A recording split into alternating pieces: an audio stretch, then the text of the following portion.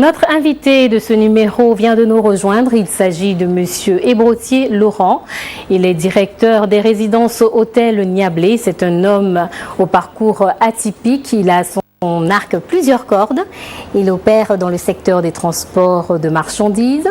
Alors, comment vient-on du secteur des transports, du transit à l'hôtellerie? Je pense que dans un premier temps, nous étions dans le transport logistique, le transport des marchandises. Nous exerçons en Afrique, précisément au Nigeria, au Bénin, au Togo et au Ghana. Bon, notre transport de marchandises consiste à prendre les marchandises des clients, des commerçants qui y vont pour faire des achats, et lorsque nous transportons jusqu'à l'arrivée en douane, et on les appelle, ils viennent s'acquitter de leurs droits de douane et nous continuons jusqu'à Abidjan. C'est dans ce travail que nous avons pu faire un peu de bénéfices et nous sommes rentrés dans l'hôtellerie. Alors, Monsieur Ebrotier, vous êtes propriétaire des belles résidences Niablé que nous avons pu observer à l'instant. Depuis combien de temps opérez-vous donc dans ce secteur? Nous avons commencé en 2002, en décembre 2002. On venait tout juste de commencer la crise. La clientèle se faisait rare et nous avons vécu d'espérance en espérance. Il n'y avait plus de tourisme, les gens ne venaient plus. C'est que le tourisme intérieur qui nous faisait vivre, c'est-à-dire les personnes qui quittent l'intérieur du pays l'intérieur ou bien qui quittent de leur quartier, c'était là notre clientèle. Et donc là, en fait, c'est votre situation particulière, mais quelle appréciation faites-vous d'une façon générale sur le secteur de l'hôtellerie depuis la sortie de crise? Depuis la sortie de crise, c'est-à-dire après de 2011 jusqu'à présent, je pense qu'il y a une amélioration. Il y a une amélioration parce qu'on a de plus en plus de tourisme et des hommes d'affaires qui viennent pour des affaires. Vous avez quelques chiffres pour étayer ce que vous dites? Le nombre d'hôtels a-t-il augmenté? Le chiffre d'affaires est-il meilleur qu'il y a 5 ans, 6 ans par exemple? Bon, l'augmentation, ça va être difficile parce que depuis 2002, comme je dis, beaucoup d'hôtels ont été saccagés et puis, bon, ça ne marchait pas trop.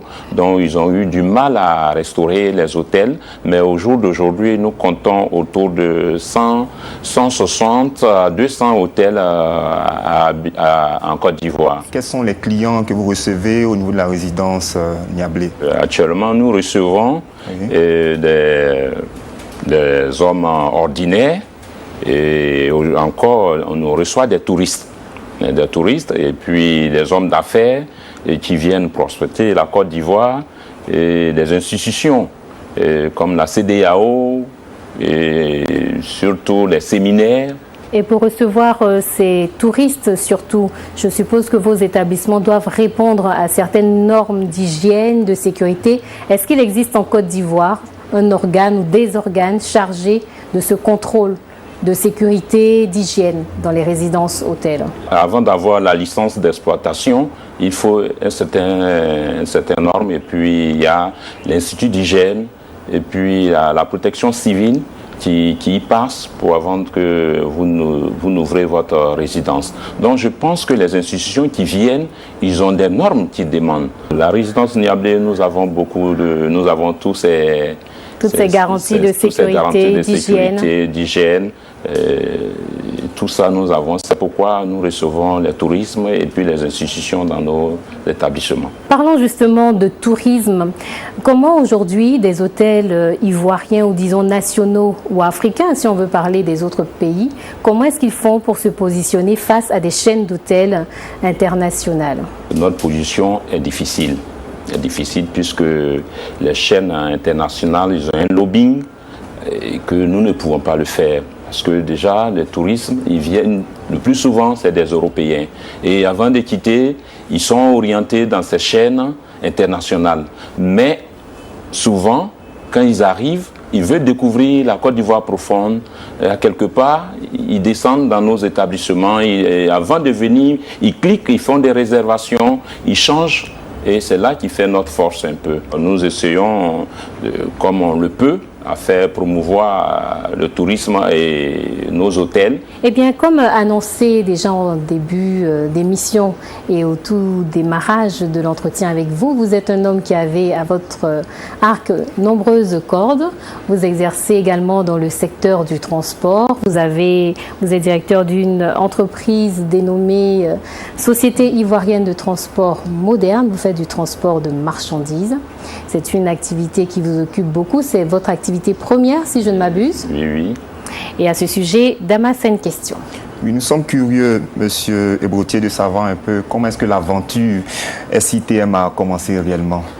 Au SITM, je pense que c'est là ma personne. J'étais d'abord un commerçant de la sous-région. J'allais au Nigeria et je venais avec mes marchandises et j'ai vu comment les commerçants souffraient. Nous prenons les marchandises, nous les regroupons, parce que quand les commerçants y vont, ils ne peuvent pas tout faire un camion à la fois. Il y a des petits commerçants, ils ne sont que des petits commerçants qui vont sur le chiffre d'affaires de 200 à 300 000. Donc il est difficile pour eux de pouvoir s'affecter un camion pour venir à Abidjan. Donc, vu cette souffrance, nous avons organisé des zones de stockage. Et quand nous stockons, nous venons avec les marchandises jusqu'à la frontière de la Côte d'Ivoire et ces commerçants viennent, dès qu'ils finissent de s'acquitter de leurs droits de douane, nous les repositionnons dans les camions pour les transporter jusqu'à Abidjan. Parlons de transport terrestre. J'allais vous poser la question des tracasseries routières aujourd'hui en Côte d'Ivoire et même en Afrique, vu que vous traversez des pays comme le Ghana, le Togo, tout ça. Où est-ce qu'en sont les réformes des États pour faciliter le transport des marchandises et des personnes? Je pense que là, on est un peu avancé. Parce que je pense que d'un pays à l'autre, quand les formalités sont faites à la frontière, il n'y a plus de tracasserie jusqu'à l'autre frontière. C'est pour cela que nous arrivons à travailler dans la sous-région efficacement, sans tracasserie. Et au niveau du dédouanement, alors, comment est-ce que cela se passe? C'est là le problème, au niveau du dédouanement. Parce que quand nous arrivons à la frontière ivoirienne, il faut s'acquitter des droits. Et c'est là, les commerçants trouvent un peu de difficultés parce que c'est des petits commerçants. C'est des petits commerçants et lorsque on leur demande d'avoir un code d'importation, il est difficile. Pourquoi? Qu'est-ce qui fait la difficulté de parce que les marchandises ont un chiffre d'affaires de soit 400 000, 500 000 et souvent il est difficile pour eux d'avoir tous les papiers nécessaires. Ils ont soit le registre de commerce, mais ils n'ont pas le code d'exportateur. Dans ces jours-ci, on nous demande ceux qui ont moins d'1 million de chiffre d'affaires dédouanent leurs marchandises et avec la douane donc directement aux frontières au lieu de venir faire toutes les formalités à Abidjan. D'accord. Okay. Une autre question, Damas? Oui, toujours, on va rester au niveau de la douane. Il y a eu l'instauration ici en Côte d'Ivoire du logiciel SIDAM. Est-ce que cette innovation n'a pas perturbé vos activités? Comment est-ce que vous avez pu surmonter cette difficulté-là? Peut-être qu'il faut déjà définir ce que c'est que cette innovation SIDAM pour les téléspectateurs. En quoi est-ce que ça consiste? Bon, nous sommes des opérateurs économiques. Un douanier expliquerait mieux le SIDAM. C'est un logiciel qui nous permet de rentrer dans la base de données de la douane pour pouvoir faire les déclarations, Ça donne aussi l'historique des personnes qui ont l'habitude de transiter par la douane. Oui, ça, quand tu as un code d'exportation, d'importation, et les données sont dans le SIDAM World. Donc on peut retenir, entre autres, parmi vos points positifs donc évoqués dans cette activité de transport, c'est déjà la fluidité des marchandises et des personnes sans tracasserie routière. En ce qui concerne le dédouanement, vous avez encore quelques revendications ou attentes en tout cas vis-à-vis de l'État. Alors pour terminer, nous allons aborder une nouvelle activité que vous avez aussi à votre arc. Nous aurions pu prendre toute la soirée pour décortiquer vos activités, la personne que vous êtes, entreprenante, ambitieuse et tout. Nous allons nous contenter de terminer avec l'EVA parce que depuis quelques années, vous vous êtes investi dans cette culture de rente, n'est-ce pas? Ok. Moi-même, je suis j'ai des parents paysans. Oui. Qui sont planteurs. Lorsque nous étions sortis de l'école, on n'a pas pu affranchir ici, le cadre du probatoire. On nous parlait du retour à la terre. Oui. Donc, on n'a pas pu retourner immédiatement à la terre, mais on a eu quand même l'écho. Et une fois dans une conférence, dans une réunion, on a eu à croiser l'ambassade de la France qui nous a dit que la terre ne blague jamais, ne trahit jamais. Tout à fait. Donc là, on a su qu'il fallait diversifier dans ce sens. Donc je me suis mis dans l'EVA-culture. Et aujourd'hui, vous avez combien d'hectares? Aujourd'hui, bon, on peut pas. Je pense que je suis autour de 100 et quelques hectares que j'ai mis en exploitation. D'accord. Une question sur et comment vous faites pour coordonner toutes ces différentes activités? Vous organisez comment? Bon, je pense que pour pouvoir en arriver, il faut s'organiser. Et j'ai organisé de ma manière. Oui. Et chaque secteur a ses dirigeants. J'ai nommé un directeur. Et dans le secteur du transport et du transit, j'ai un associé qui s'appelle Amankwa Asare Alès, qui est d'origine ghanéenne. Et nous avons nommé du côté du transport, il y a un directeur qui suit et qui nous rencontre. Au niveau du transit aussi, on a nommé un directeur qui s'en occupe, un gérant qui nous rencontre aussi.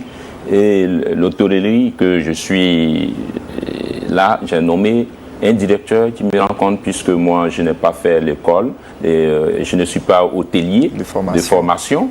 Donc j'ai donné aux professionnels pour que j'ai quelque chose de fiable. Donc tous me rencontrent et puis j'ai fait mon emploi du temps et je me donne chaque semaine peut-être 2 jours de visiter telle entreprise, tel jour pour visiter, et quand il y a une urgence, je peux déplacer mon programme.